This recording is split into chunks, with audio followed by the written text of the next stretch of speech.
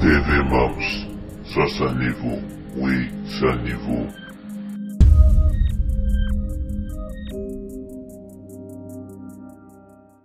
Salam alaikum, kulobo numéro 1. Nandaga wara kulobo numéro 11 nga, kandeba sila nandaga wara bureau nga, membre de bureau no. Na utu président, nandaga wara président d'honneur nga, nandaga wara secrétaire nga, information.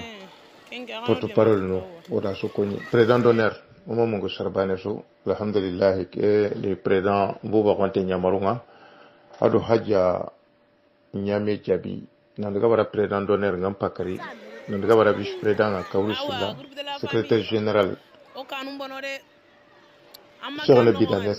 Nandaga wara organisation président Sénégal Gaïkandé, la porte-parole de Garine Silla, secrétaire d'information Atmana Sangena. Nandaga wara membre de bureau Nchuko Humantenga, organisation vice-président Ousmane Diabraga. Awa, nandaga wara membre de bureau Nchuko Humantenga, on entend ce qu'on connaît. Alhamdulillah, kunyanda nyamara kanne kini nantombo ko kat soni karay on information kini soni kara catastrophe naturelle kebe ganya yel mane srakili munyen kama auto ganya ka pandula nandaga wara kama na kun mar muslim garu nandaga ke ngara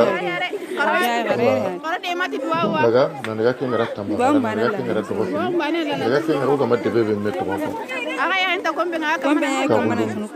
catastrophe naturelle kebe ganya jinga daga ko jamanu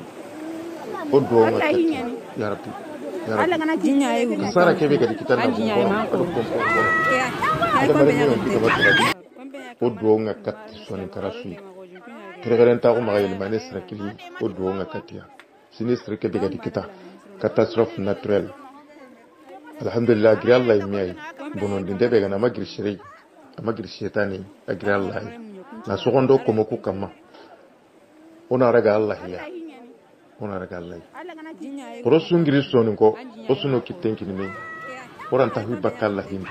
ora medde mana na auto association ngana wara gouvernement orna dudo goto o mare mukube nuga perdi komponga iga perdi na burenga iga perdi hetu hatadenga anke mbetrongi ndi droko hilliga ma ankara wa droko bane bagandini to unu hilliga ma galla to bane bagandini maru 10 km na kigam ma mare mukube na burenga bo ankara maru 50 bagandini anke mbega tunga ngalla ganta ke ngawjunu hilli wujunu sikiga kitena ma orna dudo goto ona waga ni kitero Allah rakutonya ni kiya komenchu kita awa komenchu kita haratu he ken Allah rakutonya ana kilumbo nondi khaido ilmane naga kilum kuti bakkami mare mube nuga trekilen kanenga tampiyen dikita wahile indi kita ora kusudde mana mobili ganke mbe magalla ho ganana har moto nyaga magalla da hodiyo kungutu na kino kunga sun demandenye orna dudo goto sonin kara korongiron shigono kitunkini me mare mesuka duna lolo sonin kallemme nyaga nanga na utu Guinée Bissau Guinée Conakry Gambie Sénégal Mali Mauritanie ande Mandela warni katoy an kana dudo goto en damben chu dabari Allah ga kuwaage no de mana mobe alhamdulillah nan tikebe ga dikita Allah rakuto nyani awa ko men kita kebe ga dikita Allah haratu he kebe ga dikita lembura ko he kebe ga dikita Allah rakuto nyani Allah ga da saki kama horna dudo goto kan de mandi har Allah ga ho kan tamma ga waagi ke an kan tawo anna duwa dabari ko ko mo dangani nanti ke catastrophe naturelle be ga gri duna dirigi ya rabbi arno kisai anan yanken danken duwa on pasu serebe ga da million bagandi nautu hatambinira gombon kuma ni mesoni kenga nusu Guinée Bissau Guinée Conakry Mauritanie Sénégal Mali Côte d'Ivoire Congo nu oda ga sunya ga talla ibera ga hobe dabarni anna gomo dema anno dema ke ka gono gonde ka go majo peserebe kanga kare alhamdulillah ona man dabarni ono kitunki ni mei iraga wira kitambe ina buren daga ihetu hata den daga to ko ciki gam maganna bani yanki an kana utanna kini waqi nukui qatagu qaraqat haren dinge gouvernement no de ma gouvernement de mande 10 jours lendemain de korna haren dinge tirano nga irigo ga ke confinement be no gondi tirano ku de mande petit jour lendemain de kubenu ga sur place nga anga tanka palle make manga sankare ya ma rondaga aga makki yanke nga aka suna de bani nya dalla rakuto nya ma ho nya Allah rakuto nya an kana boto 50 tutu an kana mare muku dema digame ke go kubenu ra kendi gelli khasiga makito ma wona tagu ke wona duwa nanti ke qoto yebe go mare muku kama yalla Allah ga nyamana baki kama banna bane rawa kusu hajun ciron duna dilenki agan tahu bonon dina qorna medde mauna me hampa Allah do taga nanti hada mare mon pinne meya association kenga association sudi kenga particulier sudi serebe ganta har association dalla demande anga tar gouvernement da akarwa demande an ka demande ni maniya an ce ko ke la nyera anna ke muta nakini qorna du do goto soro benu ga gouvernement ka karanga gelalla gananya gouvernement ngana demande utuna kinoi o immanko ona na breke kandi destination hora ko ne kenya angana ke ganta hosirona qorna du do goto ngiro nguruge an kama kunda ado miskini kunda be sungiri itandan na cibi imbengo habankanga qorna du do goto ra gidde mana mo be gelli ho gantan kamaga an kan ta ganna do sire dabari akan da salli annaka an tallalle mon daga na kana ka kitun ko yallai Allah wani wanya na ku kuma daga dina daru ken Allah an ta sire kitun du wonca gana an gana nya ga tangan da kulovu kande ba silla preda na daga wara vice preda no na daga wara mamburu de bureau no na daga wara shitike premier na daga wara onzu nga hakebe gadi itu wadwa nga kada tun kallem mo ngadi modu no ngadi mangu ngadi nyagamala no ngadi isuka mantonti wadwa ngal man strakil dangani kirkiren ta kuma ga kubenu komponga genu catastrophe naturelle ke gara kubenu kita na utuka nyaga banjugula na lawara projei na daga wara jonga ga na daga wara tambagare na daga wara dogo hiriya na daga wara killo gore kebe ga bono aga buguti debeshu na daga wara jaga dormuni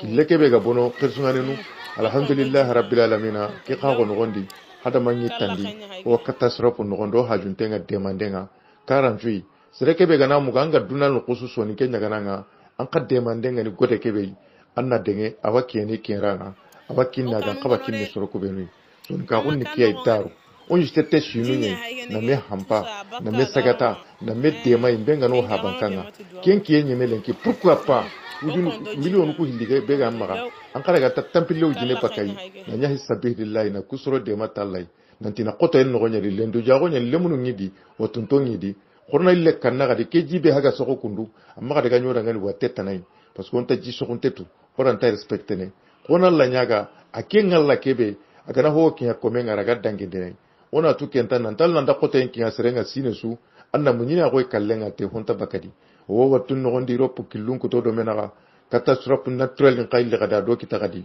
hada manga compondi france re gollenta di amerikinu ya japonu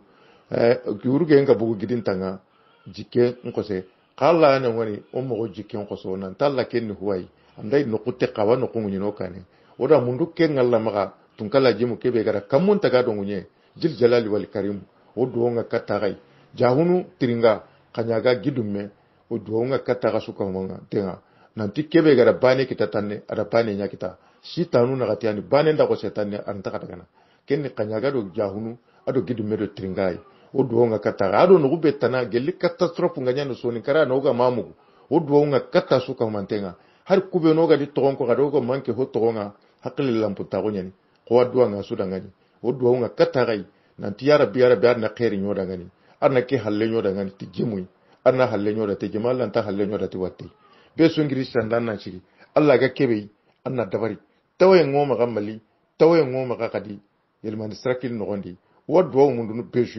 besu do du dokote nandaga wara association nga nandaga wara debumunga na wara jamangumunga na wara demandano be ntananu ga no nga partisanu besu na du dokoto ono kitenki ni mei korno imbengo habankanga ora gidde mana mogobe gelanken qabe ho gantam maga an kanduwa nanti ke qotebe gada kuwalla ko mokita yalla Allah gana ni wonde kamma khana ke sank katti soni karasui besu aga digamu ko gadi be toro ma ututai woda utuwa nanti ho anciro homma gabono oswani bani oyana me mancun dabarni oyana me badun dabarni oyana me kallon dabarni ona tu daru gana daga lenki allini lenki kaga na girno kumbani allini ki anyo magana kaga da nangiri président Bouba Konte kulofu kande basilla président ado fondateur laji sago ado fondateur kenga nuye kamarai